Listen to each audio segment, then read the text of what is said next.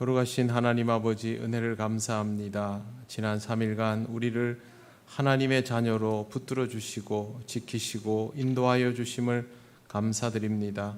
하나님을 만나기 위하여 기쁜 마음으로 이전에 나와사오니 오늘 또 이 시간 이 자리를 통하여 하나님 주시는 풍성한 은혜를 누리는 우리들이 되게 하여 주시옵소서.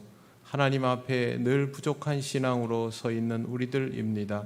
이 시간을 통하여 하나님 주신 말씀을 들으며 신앙이 더 자라날 수 있는 기회를 얻게 하시고 하나님께서 기뻐하시는 모습으로 날마다 성장하도록 인도하여 주시옵소서.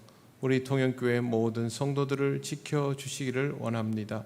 삶에 필요한 것들을 채우시고 또 여러 가지 문제들을 가지고 있다면 그 문제로 인하여 하나님 앞에 나와 내려놓게 하시며 하나님이 주시는 응답을 얻음을 통하여 하나님께 영광을 돌리는 각 심령들 될 수 있도록 인도하여 주시옵소서. 하나님께서 우리의 모든 것을 주장하여 주셔서 어떤 상황에도 하나님의 선이 이루어짐을 경험하게 하옵소서. 이 시간도 오직 하나님께만 영광을 돌리기를 원하오며 예수님 이름으로 기도드립니다. 아멘. 네, 오늘 하나님 말씀 주보에는 본문이 긴데요. 오늘은 2장 16절부터 18절까지를 보겠습니다. 신약성경 319쪽 빌립보서 2장 16절에서 18절입니다.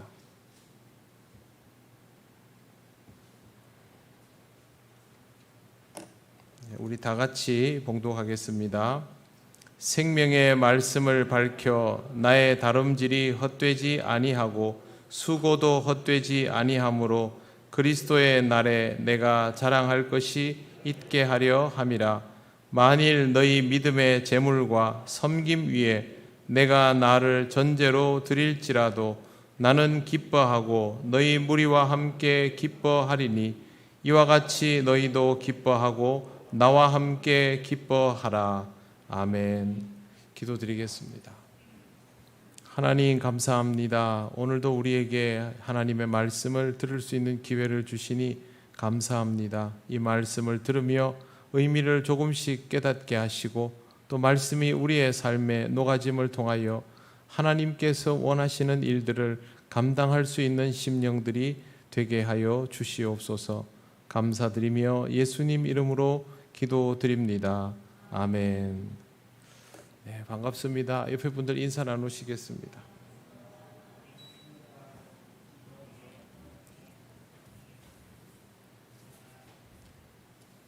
네, 매우 더운 하루를 보내셨죠? 네, 제가 며칠 전에 저런 뉴스를 본 적이 있습니다. 31도에 습도 100%로 6시간이 지나면 탈진이 시작이 된다라는 걸 들었습니다.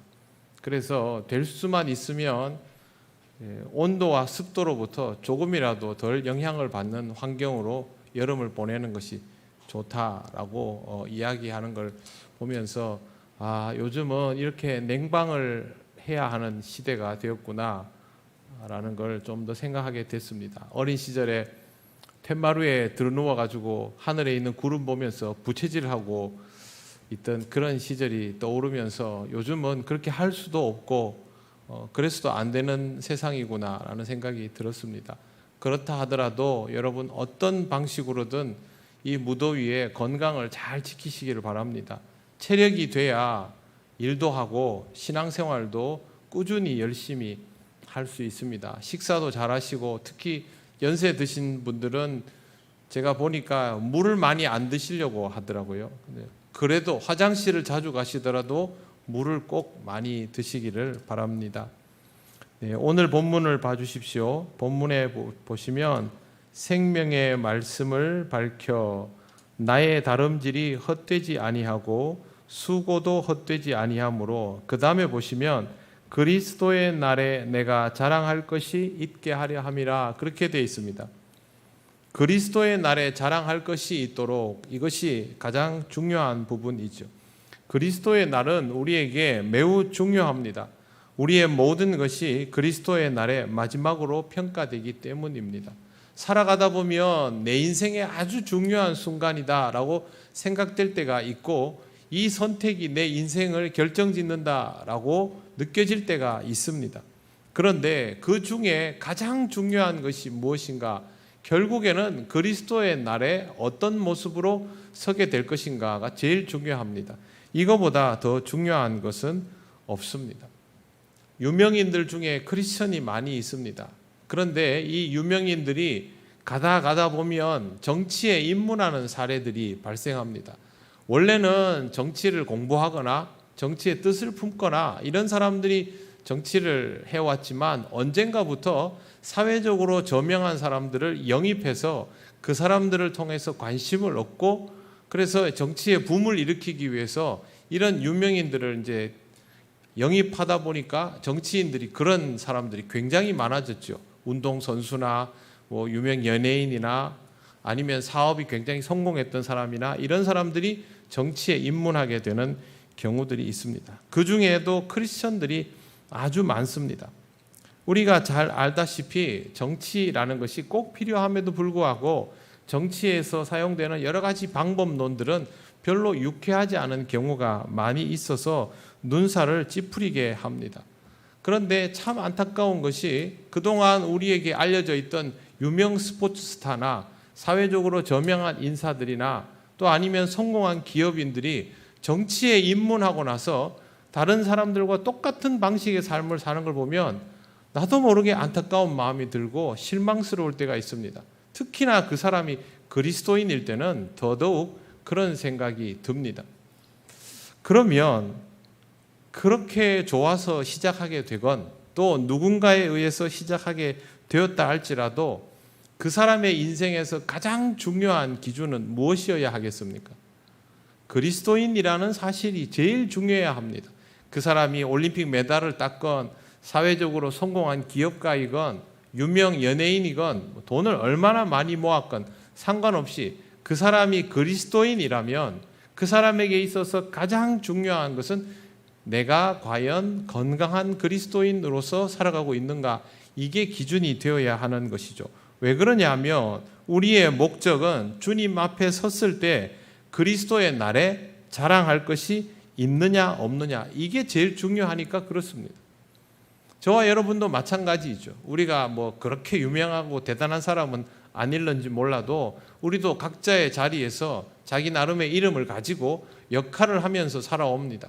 그러다 보면 우리 스스로 이건 내 인생에서 참 중요한 부분이다 라고 여겨지는 것들이 생길 수 있습니다. 물질일 수도 있고 명예일 수도 있고 권력일 수도 있고 앞서 말씀드린 것 같은 정치적인 영역일 수도 있습니다. 그런데 정말 중요한 것은 무엇입니까? 우리가 그리스도인인가 하는 것이죠. 제대로 그리스도인인가, 이게 제일 중요하니까 결국 우리의 모든 것은 바울이 말하는 것처럼 그리스도의 날에 자랑할 것이 있느냐 없느냐에 초점이 지워져야 합니다. 그리스도의 날에 대한 염려를 그리스도인들은 다 가지고 있습니다.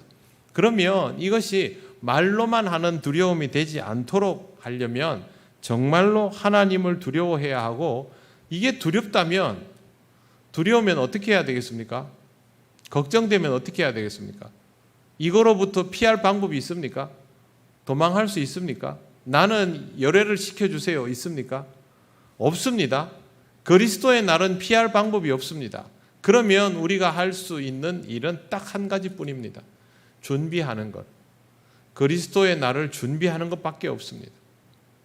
그러므로 저와 여러분은 그리스도의 날에 맞는 준비를 하는 인생이 되어야 합니다. 그리스도의 날은 준비되지 않은 사람에게는 심판의 날이고 준비된 사람에게는 은혜가 확정되는 날입니다. 이 날을 기쁨으로 기다리고 기쁨으로 받아들이려면 이 날이 준비된 인생으로 살아가시기를 바랍니다. 이를 위해서 결국에는 뭘 해야 하냐면 하루하루를 충실하게 살아갈 필요가 있습니다. 자, 그 다음에 16절에 이런 표현도 있습니다. 나의 다름질이 헛되지 아니하고 수고도 헛되지 아니하므로. 다름질이라는 표현을 왜 사용하였을까요? 나의 걸음이 헛되지 않도록이라고 표현할 수도 있지 않습니까? 문학적으로 보자면 나의 걸음이 헛되지 아니하도록과 나의 다름질이 헛되지 아니하도록의 차이는 무엇입니까? 달리기는 더 힘들어 해야 됩니다. 더 전력을 다해야 하는 겁니다. 그렇기 때문에 여기에서 다름질이라는 말은 최선을 다하여 열심히 그렇게 살아가는 모습을 말합니다. 그만큼 뒤에 나오는 수고라는 표현도 마찬가지입니다. 그렇게 열심히 사는 것이 헛되지 않도록 그 말입니다. 그러면 어떻습니까? 신앙인으로 살아가면서 수고를 하기는 하는데 이 수고가 실효성이 있어야 한다라는 뜻입니다. 교회에 우리가 열심히 다닙니다. 물론 하나님 보시기에 우리의 모습이 그렇게 대단한 것은 아니지만 그래도 우리는 꼬박꼬박 열심히 교회를 다니는 사람들입니다. 교회를 열심히 다니는 것이 신앙생활을 열심히 하는 것이 헛수고가 되지 않아야 한다라는 것입니다. 그렇다면 교회를 다니려면 헛수고가 안 되려면 뭐가 있어야 할까요? 현실적으로. 교회는 무엇을 유지하기 위해서 다니는 겁니까? 구원받은 것을 유지하기 위해서 그렇게 말할 수도 있습니다. 그런데 교회는 신앙을 유지하기 위해서 다니는 곳이죠. 그 신앙생활을 영위하는 것이 교회를 다니는 거 아닙니까? 그러면 교회를 다닌다는 말은 신앙이 어떻게든 자라나 주어야 한다라는 뜻입니다. 그런데 신앙이 자라나지 않으면 결국에는 퇴보하게 됩니다. 교회는 계속 다니고 있는데 신앙은 자라지 않습니다. 그러면 그 사람은 영적으로 정체하는 상태가 되는 것이죠. 영적으로 정체하는 상태면 교회 생활에서 흥미를 느끼겠습니까? 못 느끼겠습니까? 못 느낍니다. 어느 날부터 교회를 다녀도 그것이 매일매일 생동감 있는 순간의 연속이 되지 않는 것이죠. 너무도 익숙하고 너무도 당연하고 너무도 뻔한 것이 되어서 교회에 왔다 갔다 하지만 자극이 없는 상태가 됩니다. 오늘 내가 예배를 드렸는데 오늘 예배 시간에 불렀던 찬송이 무엇인지 집에 가면 기억도 안 나고 오늘 들었던 말씀을 다 기억하는 것은 아니지만 그래도 오늘 들은 말씀의 성경 구절 정도는 수요일 예배 마치고 집에 가서 잠잘라 그러면 오늘 무슨 말씀을 들었더라? 뭘 묵상했더라? 빌립보서 2장 16절 18절 16절에서 18절은 까먹었더라도 빌립보서는 기억을 해야 된다는 거죠. 그것도 기억을 못할 정도면 이제 심각해지는 것이죠. 이러면 자극이 없는 겁니다. 교회에 와서 어떤 기도를 드렸는지 오늘 기도 인도를 하는 분이 기도할 때 우리의 기도를 대표로 하는데 그 기도 중에 내가 어떤 부분이 마음에 탁 찔려서 나도 이 기도를 드려야 하는구나 라는 마음이 들었다 하면 그거라도 생각이 나야 되는 것이죠. 오늘 예배 시간에 성경 구절 한 구절이 딱 내 마음에 박혔다. 그거라도 생각이 나야 되는 것이죠. 그런데 주일을 하루 종일 보내놓고 나서도 이런 자극이 신앙적 자극이 도무지 없는 상태라면 그때는 내가 하고 있는 신앙생활이 헛수고가 아닌지를 반드시 점검을 해보아야 합니다. 그리고 교회를 다니다 보면 같은 본문의 말씀을 듣고 같은 찬송을 반복적으로 부르는 일들이 많지 않습니까? 찬송가가 이렇게 많아도 우리가 이 찬송을 다 부르지는 않습니다. 주로 한정된 것들을 부르게 되죠. 근데 이 찬송들을 부를 때마다 내 마음이 생동감이 있어야 되는데 그런 게 없으면 그것도 우리가 벌써 신앙적으로 무디어져 가고 있다라는 것이고 설교 말씀을 들을 때도 똑같은 성경 구절이라도 심지어 목사님이 똑같은 설교를 한다 할지라도 내 인생이 신앙적으로 성장하고 있으면 그 말씀이 지난번과 같게 들리겠습니까? 다르게 들리겠습니까? 다르게 들립니다. 저도 같은 본문으로 설교를 하더라도 그 다음 해가 되고 그 다음 해가 되면 그 본문이 절대 똑같게 보이지 않습니다. 왜? 저는 신앙적으로 변해가고 있기 때문에 그렇죠.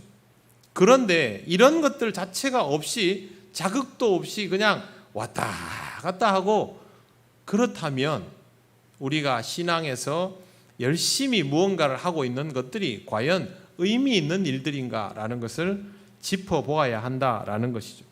하나님의 섭리에 대한 이해도가 조금씩 더 좋아지고 있는가? 하나님의 역사를 이해하는 지경이 조금씩 넓어지고 있는가? 내 삶을 바라보는 묵상은 깊어지고 있는가?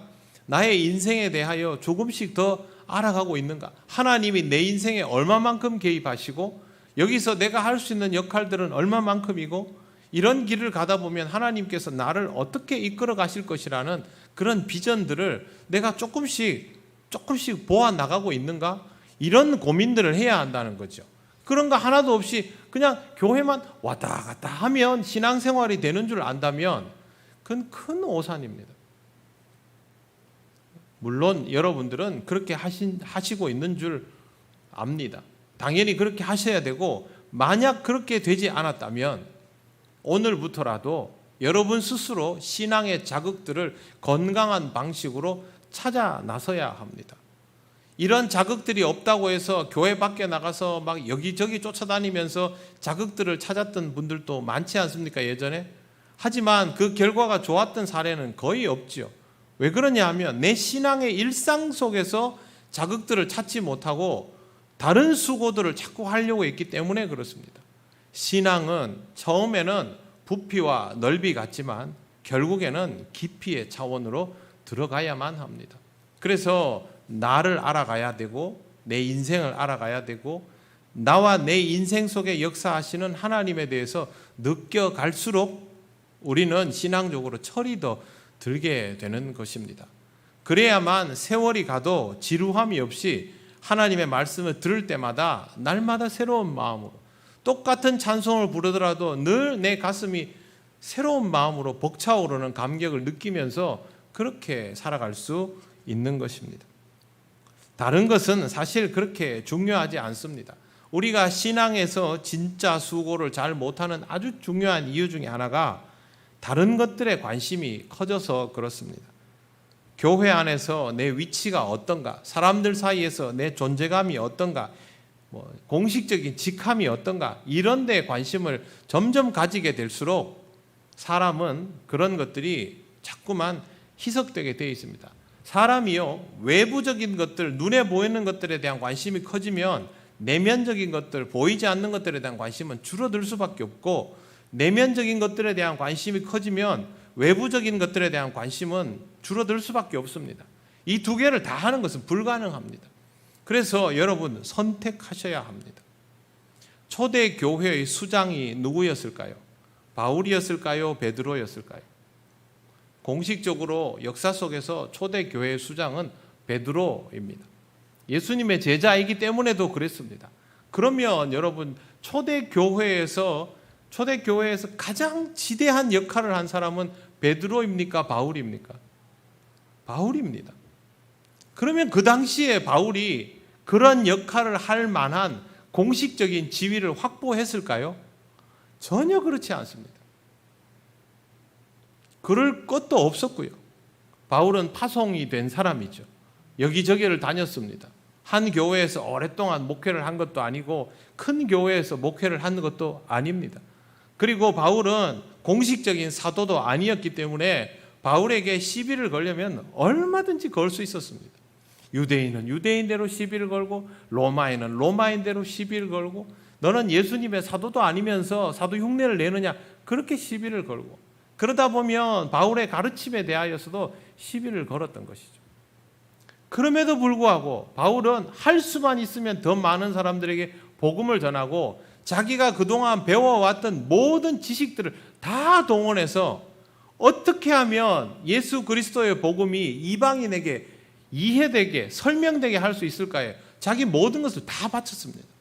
감옥에서까지 그렇게 했습니다. 그래서 그가 가지고 있던 공식적인 타이틀은 하나도 없지만 우리는 주저하지 않고 그를 사도라고 부릅니다. 그리고 사실상 우리는 바울에 의해서 예수 그리스도의 복음을 받아들이고 이해할 수 있게 되었다라고 말해도 하나도 틀린 게 없을 정도로 절대적인 영향력을 받으면서 오늘도 신앙생활을 하고 있습니다. 이렇게 말해도 됩니다. 예수 그리스도께서 바울을 통하여 주신 믿음의 유산이라고 말해도 될 정도로 그만큼 우리의 신앙 고백과 모든 것들은 바울의 영향 아래 있을 정도입니다.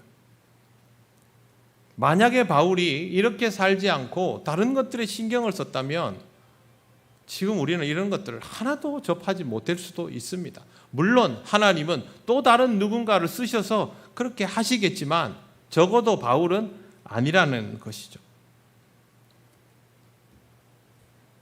우리가 가져갈 것은 그리스도인이라는 이름밖에 없습니다. 그래서 여러분, 저와 여러분에게 가장 좋은 이름이 뭔지 아십니까?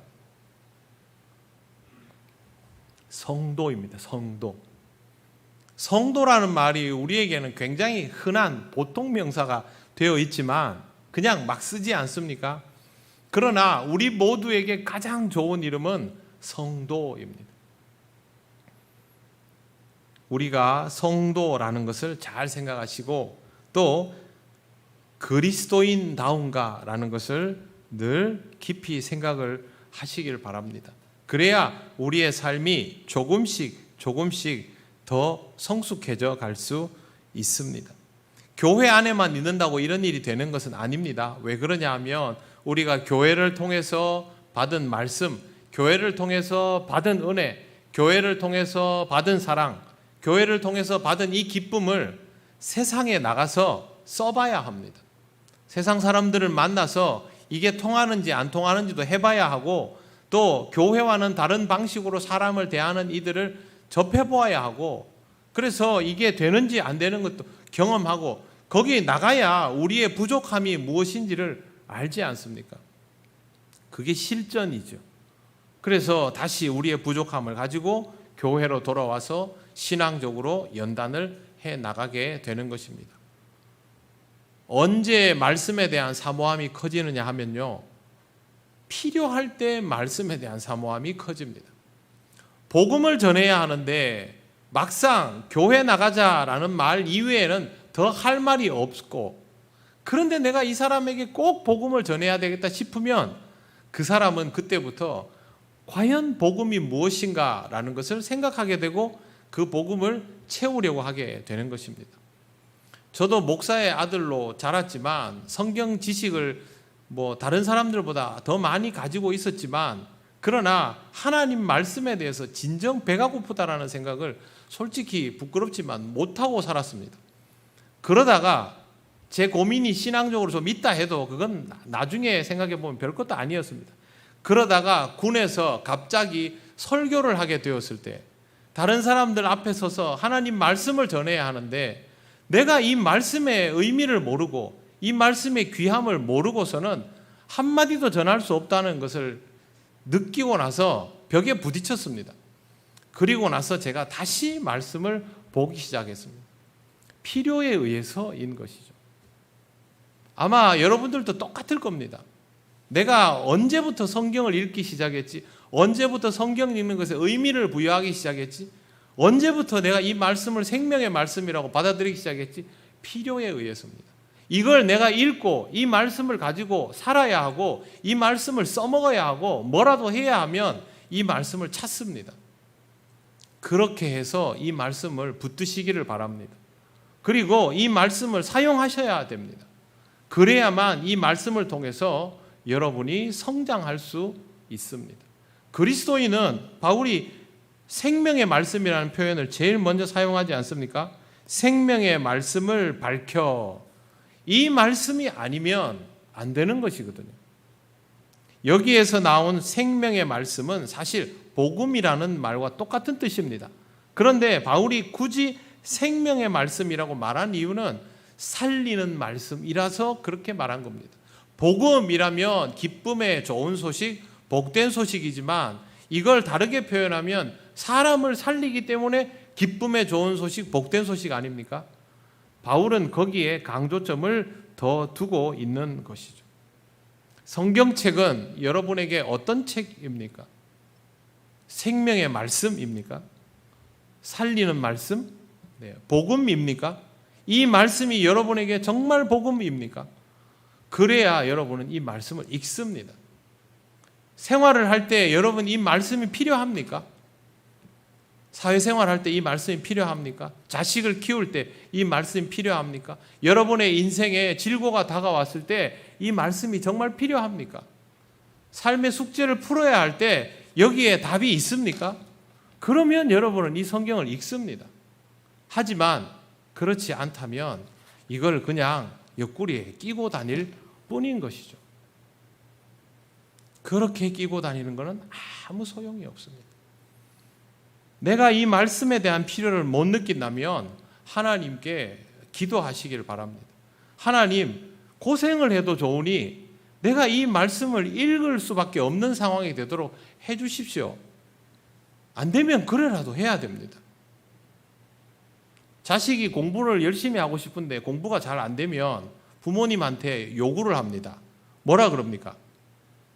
내가 공부를 안 하면 혼을 내서라도 공부를 하도록 해 주십시오. 그러지 않습니까? 우리한테 그런 마음이 필요하다라는 것이죠. 사실 우리는 이 성경 말씀이 없으면 살아갈 수 없도록 하나님께서 섭리하신 상황 속에서 살고 있는 사람들입니다. 그래서 우리는 매일매일 살아가면서 한계를 느낍니다. 이것도 안 되고 저것도 안 되고 내일도 모르겠고 모레도 불안하고. 그러면 성경 말씀을 더 주목하여 보시기를 바랍니다.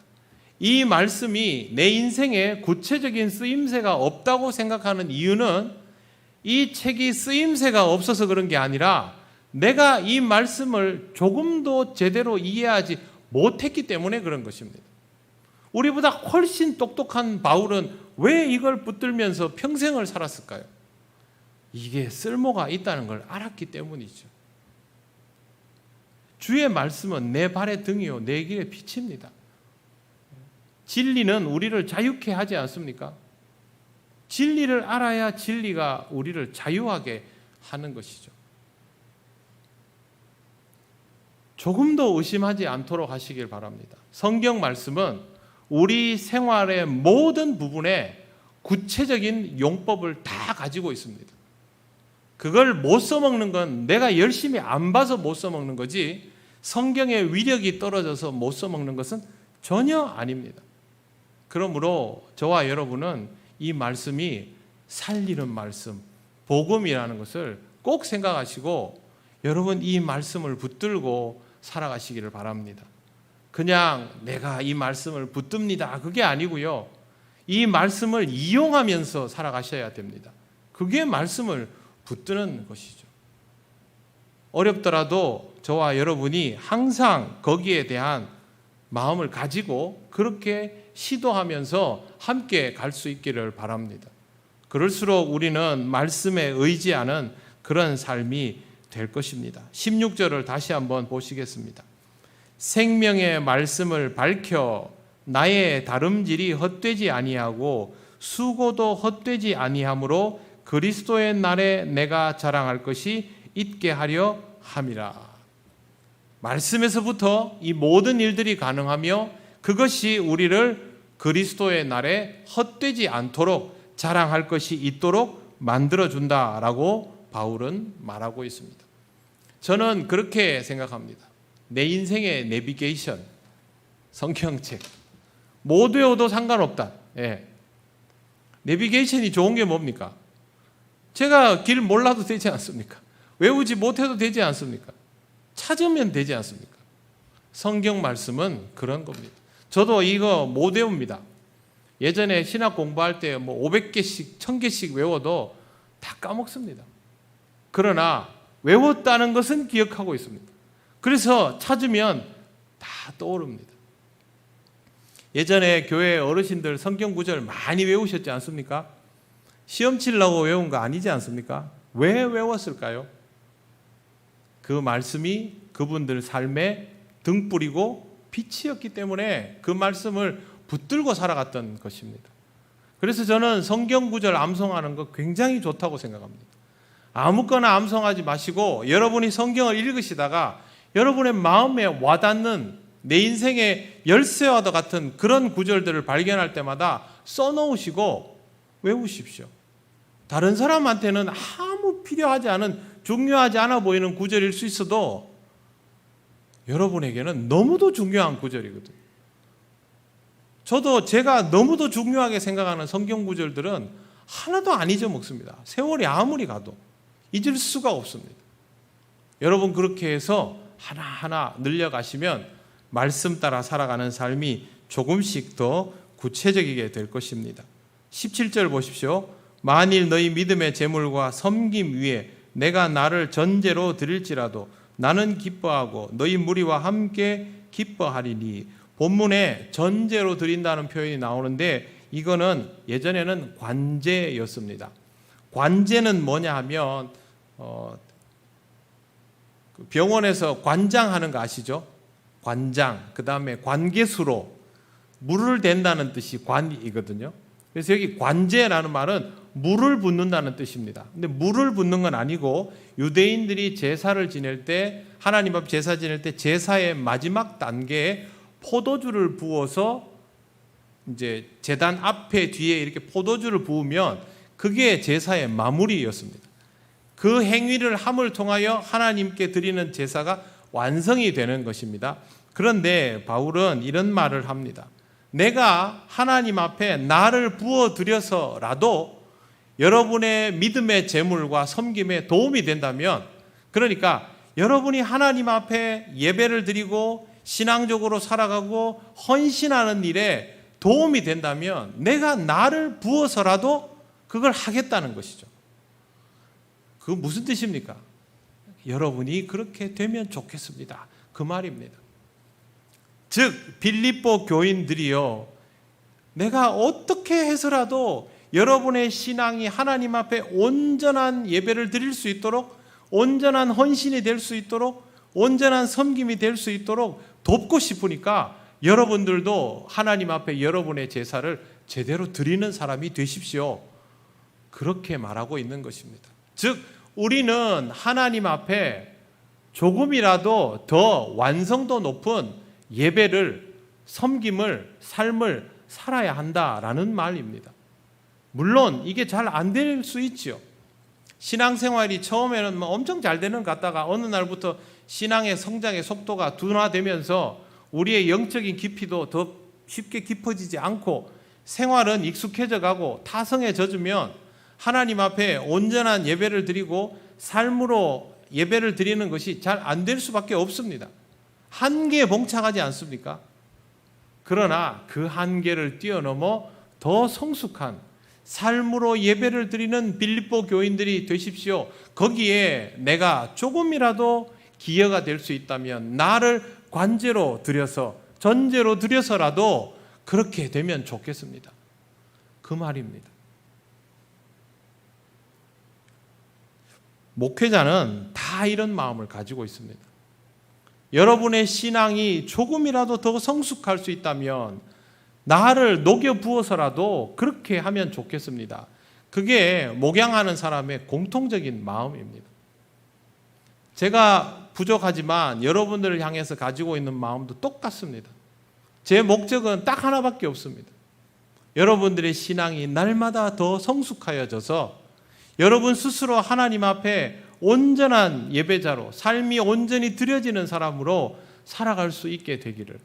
그렇게 드릴 수 있는 사람이라면 이미 여러분의 삶의 여러 가지 문제들은 다 풀고 난 이후이거든요. 바울의 인생에 고뇌가 없습니까? 질고가 없습니까?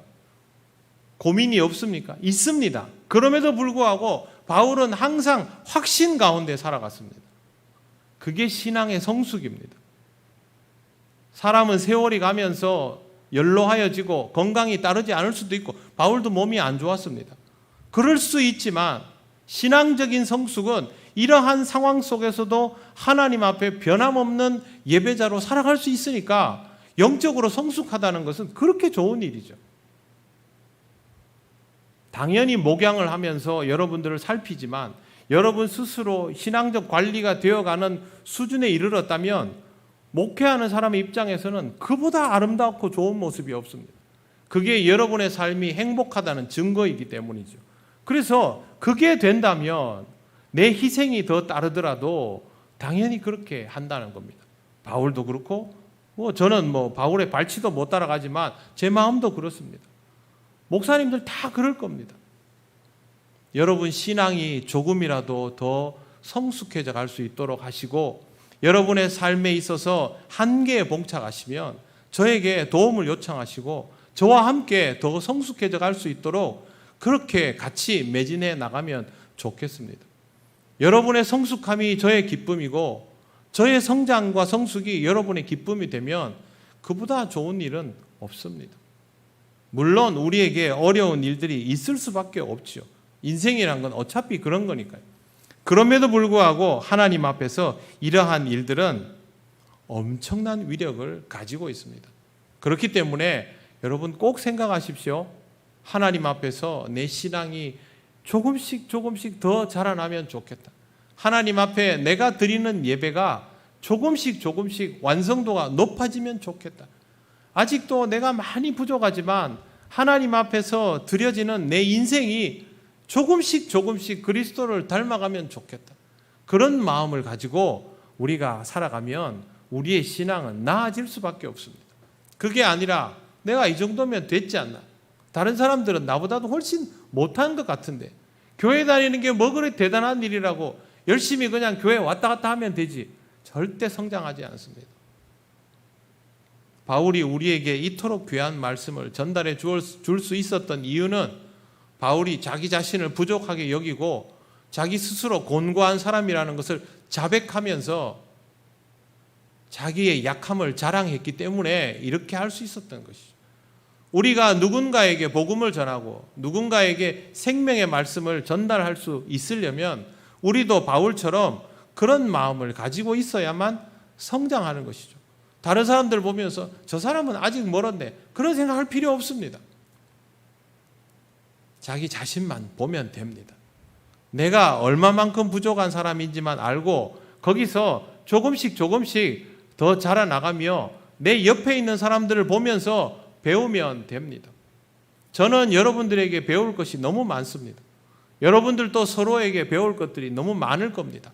다른 사람의 단점만 쳐다보고 있으면 배울 게 하나도 없죠.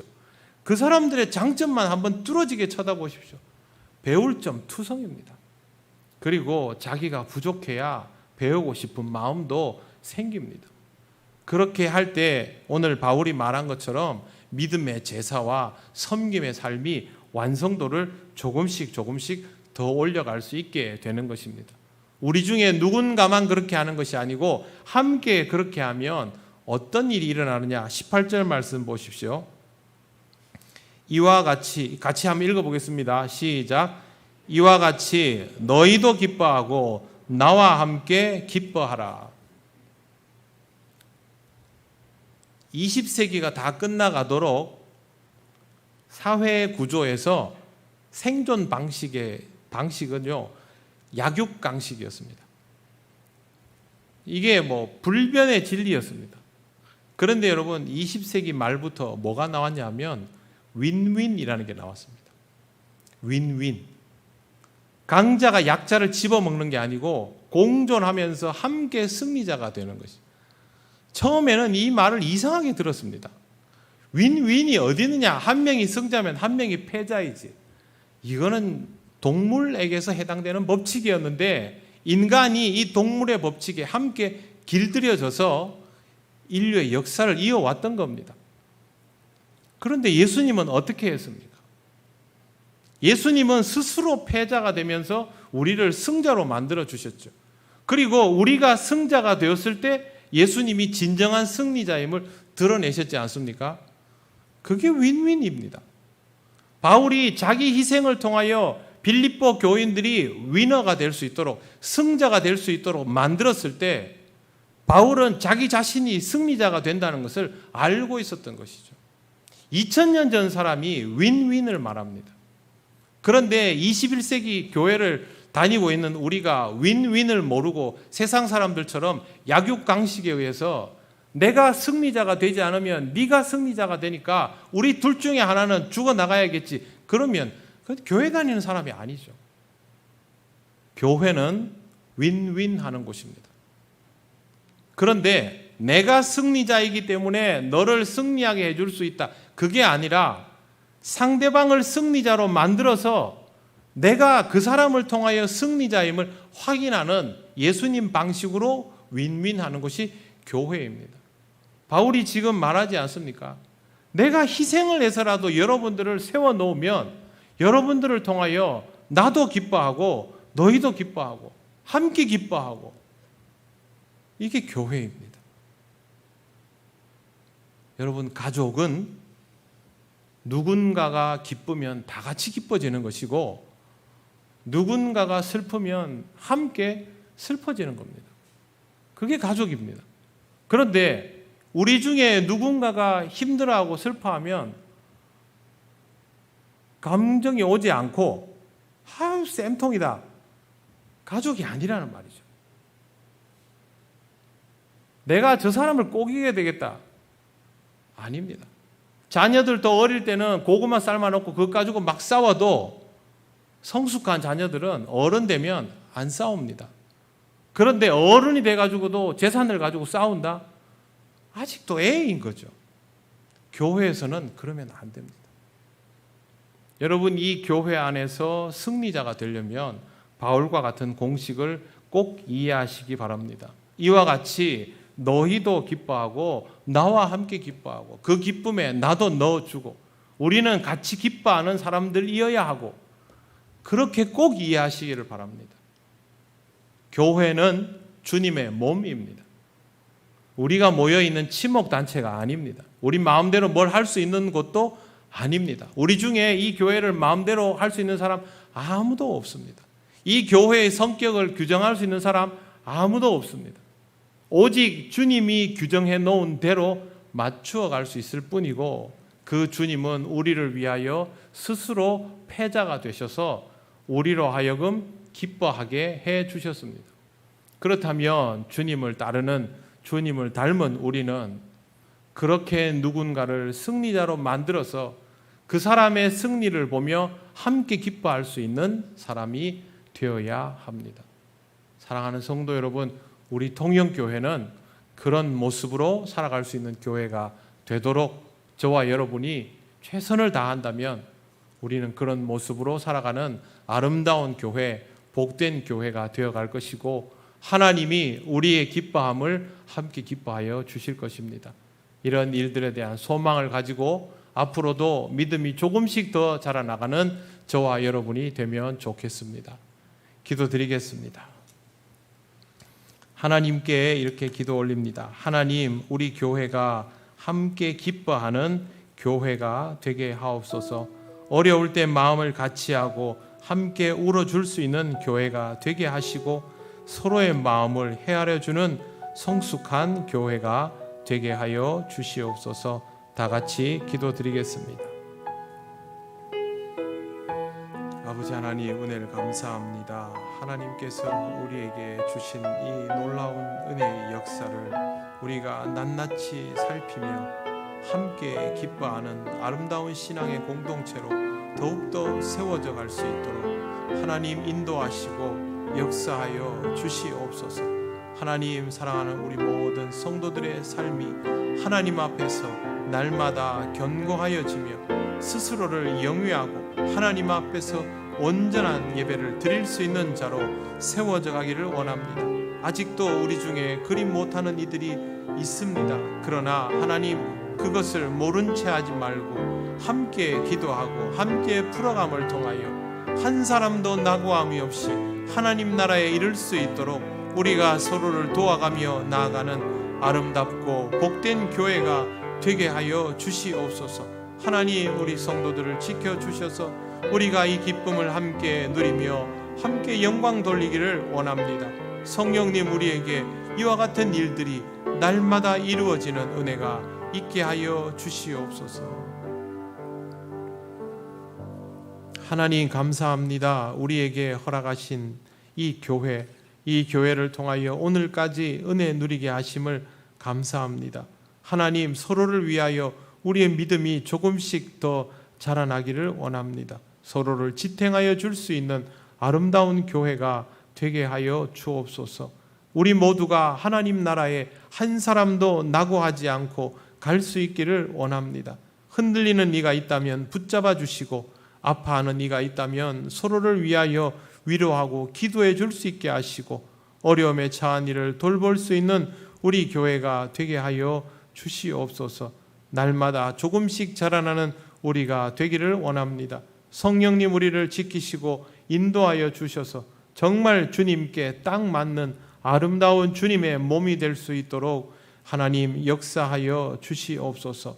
앞으로도 하나님 앞에서 더 아름다운 모습으로 세워져가는 우리 교회가 되기를 원합니다. 우리 모두 서로를 바라보며 함께 기뻐하고 함께 울어주며 늘 서로를 위하여 기도하고 서로의 소식을 기쁨으로 듣는 교회가 되게 하여 주시옵소서. 감사드리며 예수님 이름으로 기도드립니다. 아멘.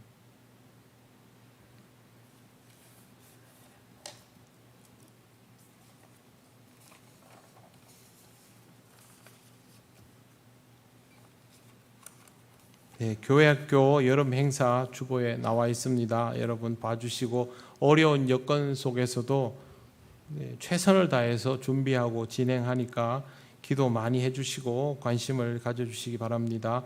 성경 읽기표 7월 한 달 동안 읽을 내용이 필경대에 준비되어 있습니다. 아직 챙겨가지 않은 분들은 챙겨가시기를 바랍니다. 이창식 집사님 장남 승희군 결혼이 7월 18일 주일 낮 12시 30분 해피데이 웨딩홀 6층에서 있습니다. 백신 접종을 하신 분들은 사무실로 꼭 전달을 해 주시기를 바랍니다. 다른 광고는 주보를 참조해 주시기 바랍니다. 주님께서 가르치신 기도를 올려드립니다. 하늘에 계신 우리 아버지, 아버지의 이름을 거룩하게 하시며 아버지의 나라가 오게 하시며 아버지의 뜻이 하늘에서와 같이 땅에서도 이루어지게 하소서. 오늘 우리에게 일용할 양식을 주시고 우리가 우리에게 잘못한 사람을 용서하여 준 것 같이 우리 죄를 용서하여 주시고 우리를 시험에 빠지지 않게 하시고 악에서 구하소서. 나라와 권능과 영광이 영원히 아버지의 것입니다. 아멘.